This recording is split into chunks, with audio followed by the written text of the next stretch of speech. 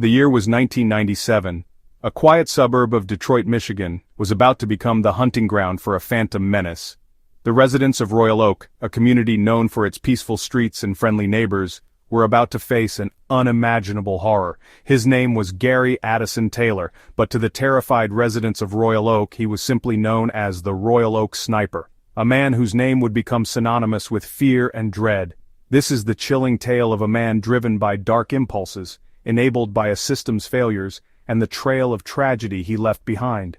Taylor's actions were not just the result of a disturbed mind, but also a reflection of societal cracks that allowed such a menace to thrive. His story is a stark reminder of the fragility of peace and the human capacity for senseless violence. The community's grief was palpable, as they gathered to mourn the lives lost and to seek solace in each other's company. For weeks fear hung heavy in the air. The once lively streets were now filled with anxious glances and hurried steps, as the shadow of the sniper loomed large over every corner. Whispers of a hidden gunman, picking off innocent victims at random, spread like wildfire. The community was gripped by a collective paranoia, each person wondering if they would be the next target. The normalcy of everyday life shattered. The simple act of walking down the street or playing in the yard became a risk too great to take. The victims, seemingly unconnected, shared a horrifying fate, a single, fatal bullet. Each loss was a devastating blow to the community, leaving behind grieving families and unanswered questions. The community was held hostage by an invisible terror, their sense of security ripped away. As police patrolled the streets and residents locked their doors, the once vibrant neighborhood was reduced to a ghost town haunted by the fear of the unknown. Gary Addison Taylor's early life held glimpses of the darkness that would later consume him. Born in 1955, his formative years were marked by troubling incidents. In the sun-drenched streets of Florida, where he spent his youth, Taylor began exhibiting disturbing behavior. There were run-ins with the law, petty thefts escalating to more serious offenses.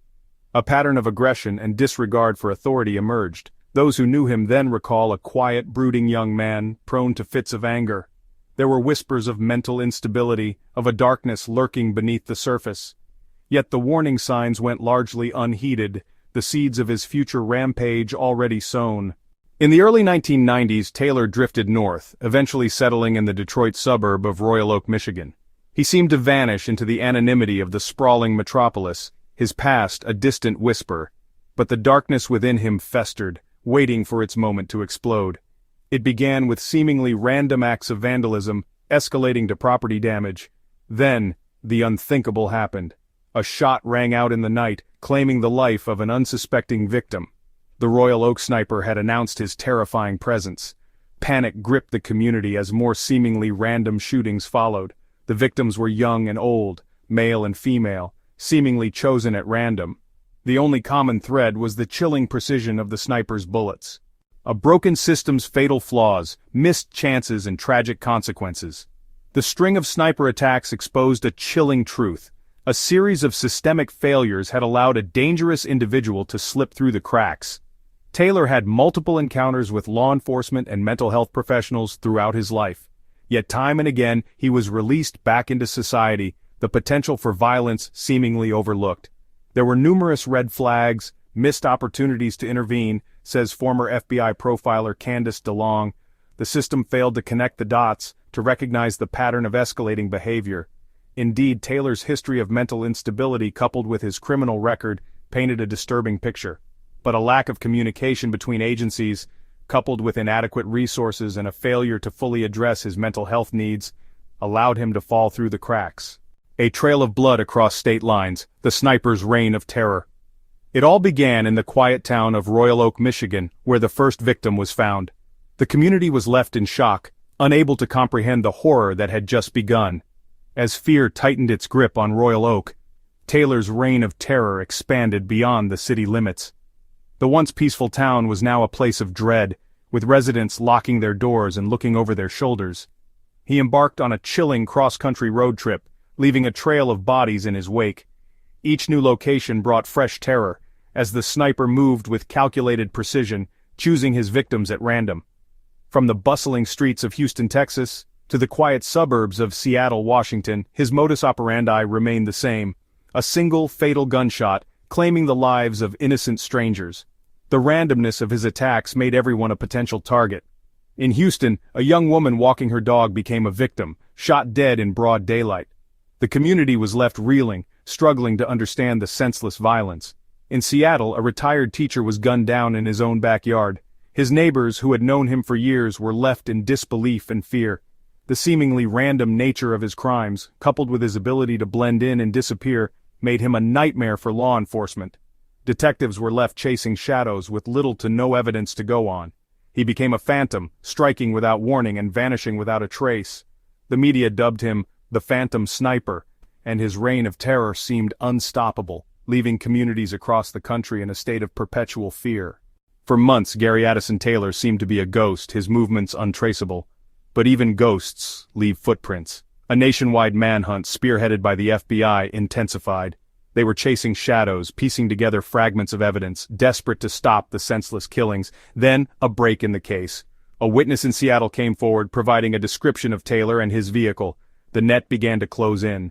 Finally, on a cold December night in 1998, the sniper's reign of terror came to an end. Acting on a tip, police cornered Taylor in a seedy motel room in rural Montana. He surrendered without resistance. In his possession, they found a high-powered rifle, the murder weapon that had terrorized communities across the country. Echoes of horror, lessons unlearned, the sniper's legacy, the chilling tale of Gary Addison Taylor, a name that still sends shivers down the spines of many, is a stark reminder of the darkness that can lurk within the human soul. Gary Addison Taylor's capture brought an end to the immediate terror, but the scars he left run deep. His reign of terror was marked by meticulous planning and a cold, calculated approach that left communities in fear and families shattered. The families of his victims were left to grapple with the unimaginable pain of their loss, forever haunted by the senselessness of it all.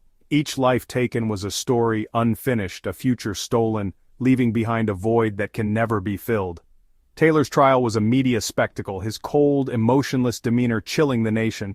The courtroom was filled with an air of tension and sorrow, as the public watched the proceedings with bated breath, hoping for justice. He was found guilty on multiple counts of murder and sentenced to life in prison without the possibility of parole. The sentence, though just, could never undo the damage he had wrought, nor could it bring back the lives he had so cruelly taken. The Royal Oak sniper case stands as a stark reminder of the devastating consequences of unchecked mental illness and the urgent need for reform within the criminal justice and mental health systems. It highlighted the gaps in our societal safety nets and the dire need for better mental health support. It serves as a chilling testament to the human capacity for evil, but also highlights the importance of vigilance, communication, and a commitment to addressing the root causes of violence. Communities must come together to foster environments where such tragedies are less likely to occur. Only then can we hope to prevent such tragedies from casting their long shadows over our lives again. By learning from the past and working towards a more compassionate and vigilant society, we can strive to ensure a safer future for all.